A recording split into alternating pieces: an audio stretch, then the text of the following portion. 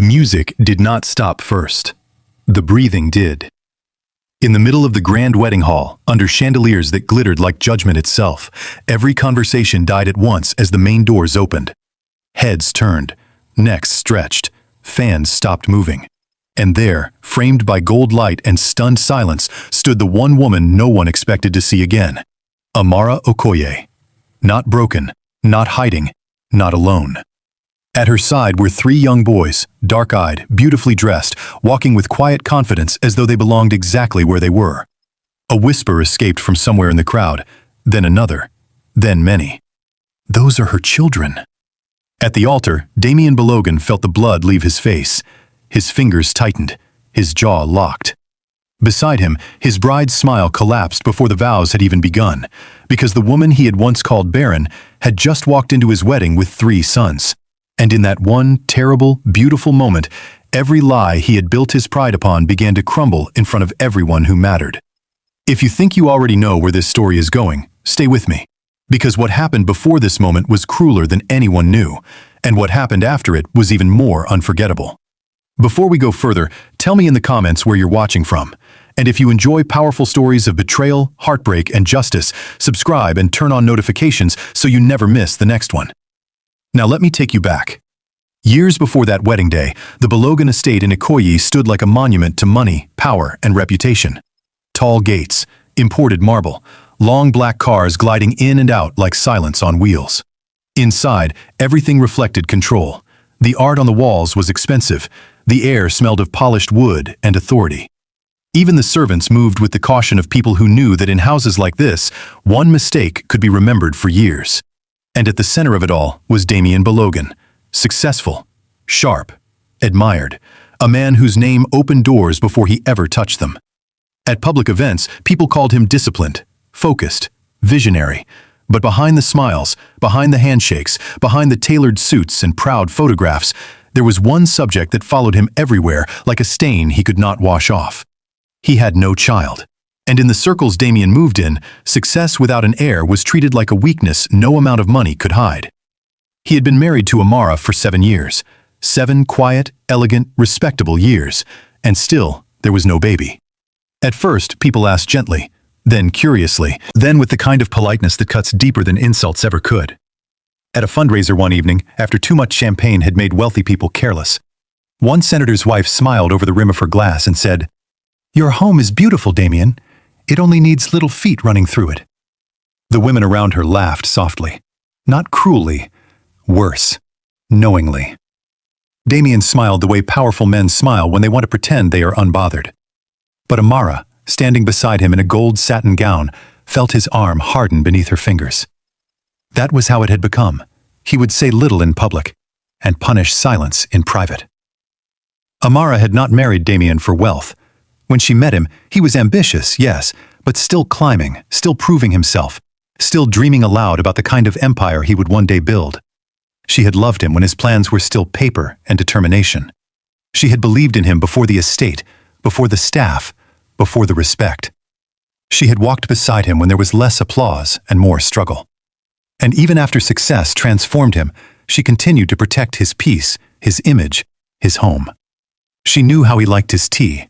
She remembered the names of the men whose loyalty mattered to him. She corrected social details before they became embarrassments. She turned a house into a kingdom that made him look complete. But kingdoms built on image often begin to rot at the place no one wants to inspect. And in Damien's world, the rot had one name: Amara. His mother, Chief Mrs. Balogan, never said it in front of guests. She was too refined for that. But in private, her meaning was always clear. One afternoon, while inspecting fabrics for an upcoming family event, she spoke without looking directly at Amara. "A woman's beauty may attract respect," she said, smoothing the wrapper in her lap. "But a woman's fruitfulness secures it." Amara remained still. She had heard versions of that sentence so many times, she no longer reacted outside. Only inside. Inside, each word landed like a stone.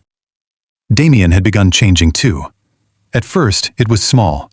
He came home later, stayed longer in his study, stopped asking if she had eaten, stopped reaching for her hand in public when cameras were near. Then came the colder changes, short replies, distracted eyes, a new impatience every time a child was mentioned. One night, after another family dinner where his mother praised another young wife for strengthening her husband's legacy, Damien returned to their room already carrying a mood like thunder. Amara was seated near the window, reading. She looked up as he entered. "You're late," she said softly. He loosened his cufflinks with hard, angry movements. "I'm working." She closed the book gently. "You've been carrying something for weeks. If people are speaking again, let them speak. We can still see another doctor together."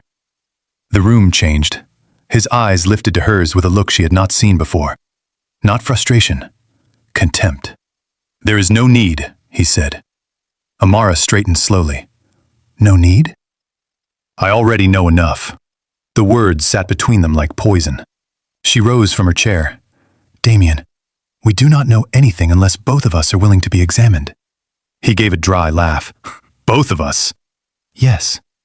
That was when his face hardened. "I am not the one with the problem, Amara." She felt those words in her chest, not because they were loud, because they were certain. She took a breath. "You cannot say that with truth." "I can say it with 7 years of evidence."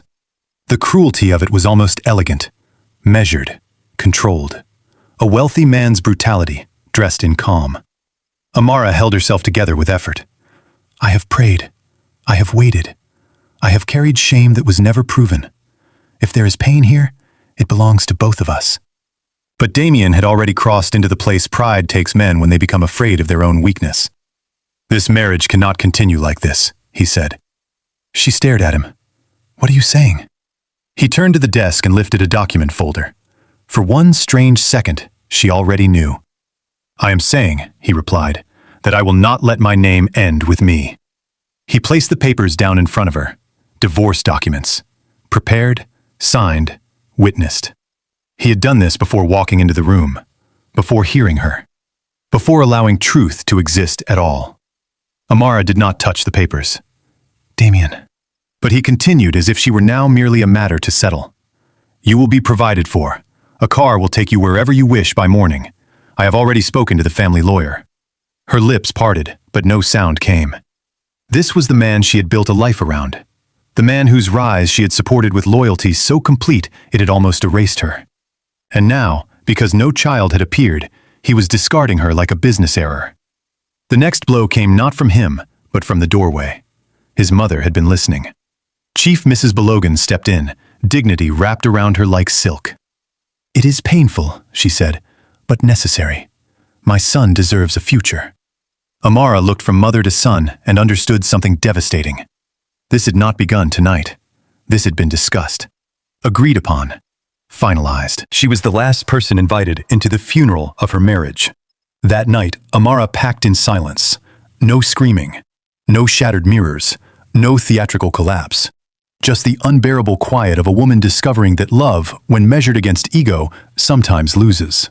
She folded her dresses one by one, touched old photographs without taking them, removed jewelry he had once fastened around her neck with tenderness he clearly no longer remembered. And before dawn, while the estate was still wrapped in darkness, she wheeled one modest suitcase through the same corridors where she had once been greeted as Madam of the House. No one stopped her. The guards opened the gate. The car pulled away. And with that, Amara Okoye left the Belogan estate with her dignity, her heartbreak, and a wound so deep it had not yet found its true name. She did not go to family first. She could not bear the pity.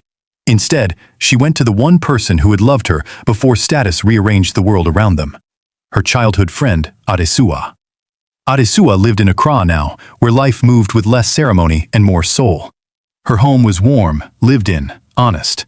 There were books on the side tables, laughter in the kitchen, and sunlight in the morning that did not need permission to enter.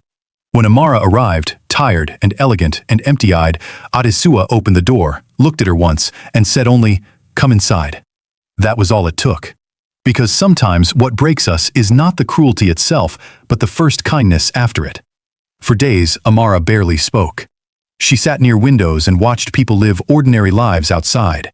Mothers carrying groceries, children arguing over sweets, workers laughing on their way home. Everything seemed far away from the life she had just left, and yet more real than anything money had ever given her. At night, one sentence kept returning to her. What if they were right? What if the shame she had carried all these years really did belong to her? Adesua refused to let that poison settle. One morning, she placed a cup of tea in front of Amara and said, "You have accepted a verdict delivered by pride, not medicine." Amara looked down. "It feels true." That is not the same thing. By noon, Adesua had scheduled an appointment with a specialist. Amara almost canceled twice, but something in her had grown tired of being condemned without evidence. The clinic was quiet, modern, and mercilessly clean. The doctor spoke gently but directly. Tests were done, questions asked. More waiting followed. And in that waiting, Amara discovered that uncertainty can sometimes feel even more exhausting than pain. When the doctor returned, he did not hesitate. "Mrs. Okoye," he said, "there is no medical sign that you cannot conceive." Amara stopped breathing. The room seemed to widen. The doctor continued, "From your results, there is no reason to conclude infertility on your side. If conception did not occur, the male partner should also have been examined." Male partner should have been examined. 3 simple facts. Yet those facts shattered 7 years of humiliation. Amara covered her mouth as tears rose faster than she could stop them. Not delicate tears, not social tears. The kind that come when truth arrives too late to save the life it should have protected. She had not failed. She had been blamed. And once that truth entered her, something changed. Not instantly, not like magic, but deeply. The shame began to loosen. The voice inside her that had repeated, "Barren, Barren, Barren," began to lose authority. Adesua helped her rebuild, but not with empty speeches, with work. Real work. They started small. Amara had always possessed exquisite taste, especially with fabrics, beads, bridal accessories, and ceremonial styling. So together they opened a tiny atelier that restored vintage African bridal pieces and redesigned them into luxury custom looks for modern women. At first, there was only one rented room, one mannequin, one sewing table, a ring light, a mirror, and Amara's hands. But talent has a sound. People hear it. A bride wore one of her redesigned pieces and posted it online. Another asked for a custom veil. Then came mothers of the bride, then event stylists, then wealthy women who loved elegance and whispered each other's names in trusted circles. Soon, Amara's studio had a reputation. Not because of pity, because of excellence. And excellence, once it begins healing a broken person, becomes a kind of revenge no one can publicly condemn. It was during those early months that she met Kojo Mensah. He was not flashy. That was the first thing she noticed. In a world where wealthy men performed power before they ever offered character, Kojo seemed almost strange in his calmness. He was a Ghanaian architect, recently returned from years abroad, known for restoring historic buildings rather than demolishing them. The irony was not lost on fate. He came into the studio because his sister was getting married. He stayed because he noticed the woman behind the work. Not just her beauty, her stillness, her precision, the way she listened before speaking, the way pain had refined her rather than made her bitter. Kojo did not flirt the way men with money usually do. He did not force conversation beyond what she gave. He did not ask rude questions about her past. He treated her like a person whose value existed before explanation. That alone made him dangerous to her defenses. Weeks became months. He returned for fittings, then for coffee nearby, then with reasons that were barely reasons at all. He would bring books, or pastries, or a story about an old building being saved from demolition. He never rushed her, never tried to rescue her. He simply stood near enough for trust to grow at its own pace, and eventually, it did. One evening, after closing the atelier, Amara laughed at something he said, and then went quiet, because she realized it had been a real laugh, not polite, not strategic, not performed. Real. Kojo looked at her and smiled softly, as though he understood the size of what had just happened. Their love did not arrive like fire. It arrived like shelter, steady, warm, undemanding. When he asked her to marry him, he did not kneel inside a restaurant full of cameras. He asked in the quiet of her workspace after helping her lock up for the night. "I know someone hurt you," he said, "but I also know that hurt is not your whole name. If you will allow it, I would like to build a life with you that does not punish you for surviving." Amara looked at him for a long time. Then she said yes. Their wedding was intimate, dignified, full of people who love them without performance. No unnecessary spectacle. No giant society column. No desperate need to prove anything. For the first time, Amara entered marriage not as a woman trying to preserve a man's image, but as a woman whose own soul had been seen. And life, so long ungenerous to her, finally began to soften. Months later, she noticed the signs, first in private. A strange fatigue, a sensitivity to smells, a tenderness in her body she did not understand. Fear came before hope. Some wounds do that. Kojo noticed before she confessed it. He placed a hand over hers one evening and said, "Let us go together. Whatever the answer is, we will carry it together." Together. There was the word Damien had never truly learned. At the clinic, Amara sat with her hands clasped and her heart beating so hard it felt visible. When the doctor returned, he smiled before speaking. "Mrs. Mensah," he said, "you are pregnant."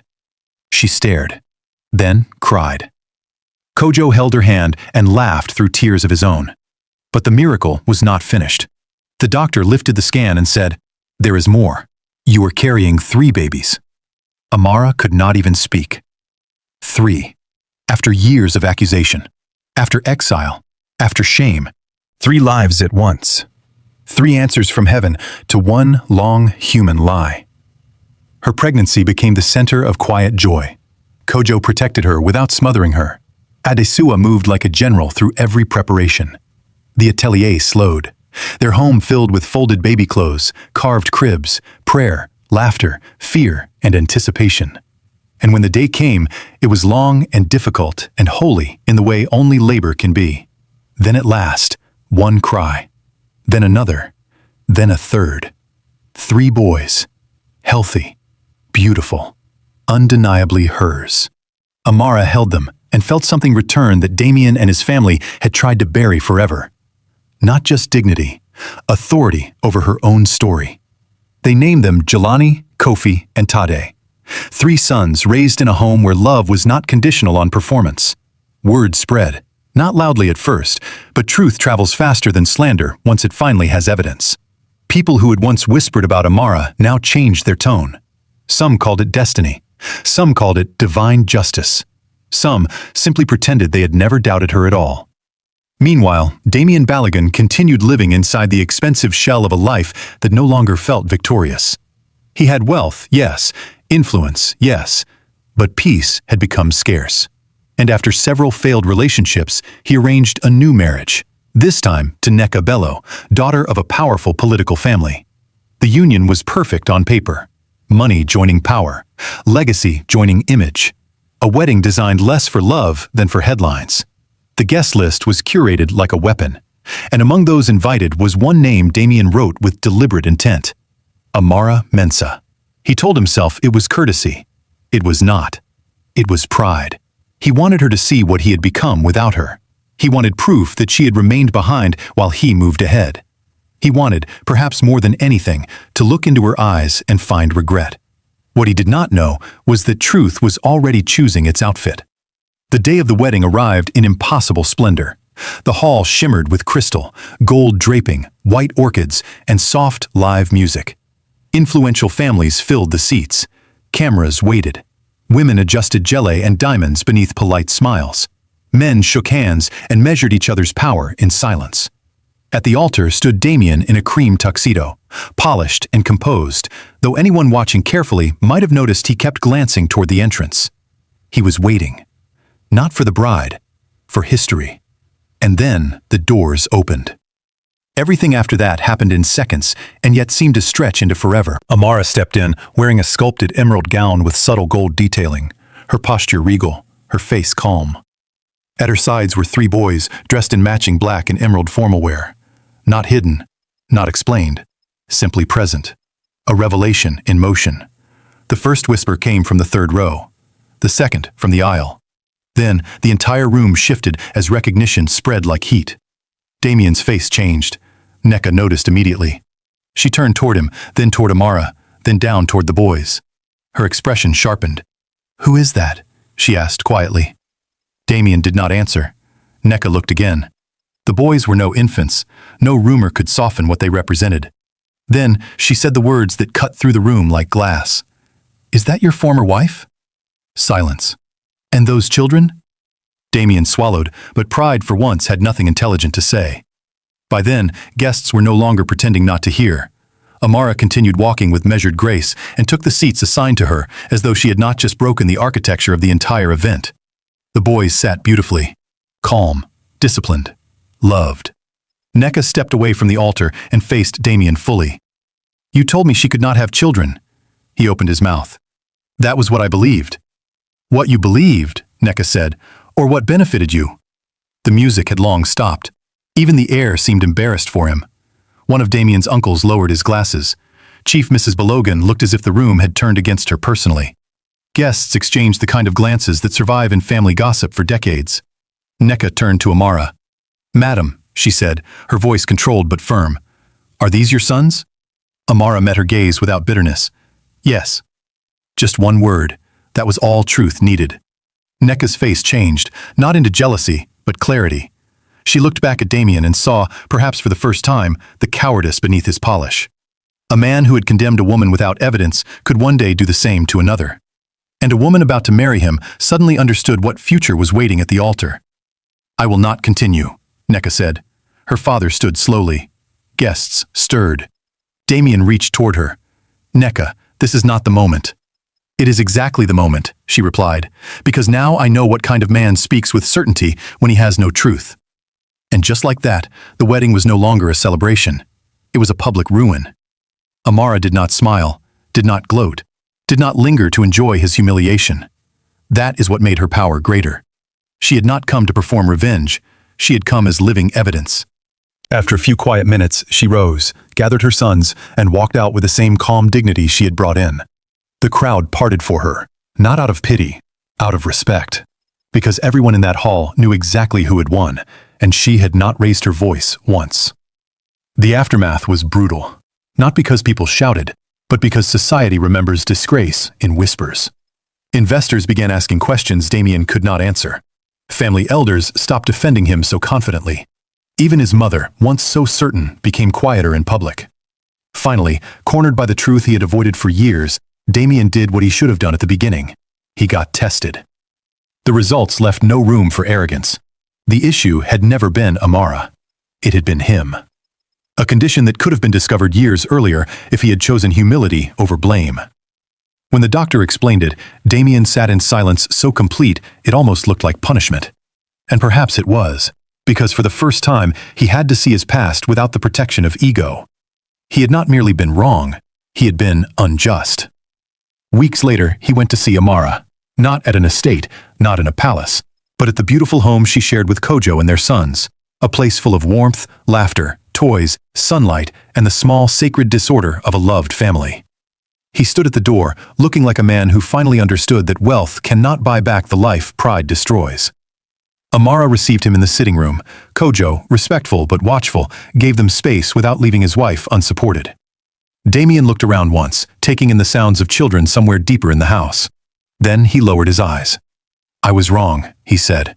No speech, no excuse, no elegant phrasing, just the truth at last. Amara listened. He continued, voice rougher now. I believed what protected my pride, and I used that belief to destroy you. She remained still. I cannot change what I did, he said. I know that. No, she replied quietly. You cannot. The honesty of it made him nod. For a moment, neither spoke. Then Amara said the one thing he least deserved, but perhaps most needed. I forgive you. He looked up sharply, not because he had earned it, because he had not. But forgiveness is not always a gift to the guilty. Sometimes it is the final freedom of the wounded.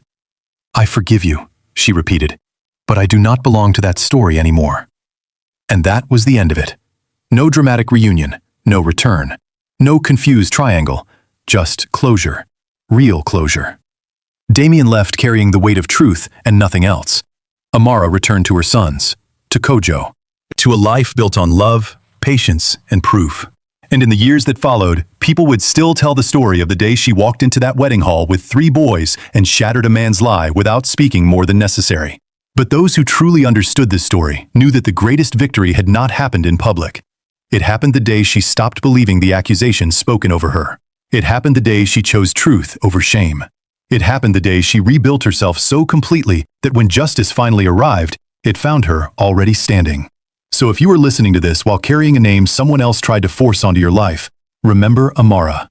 Not because she was vindicated in public, but because she survived private humiliation long enough to meet the truth. And sometimes, that is how grace works. It does not rush. It reveals. One day the lie is loud. The next day, the evidence walks through the door.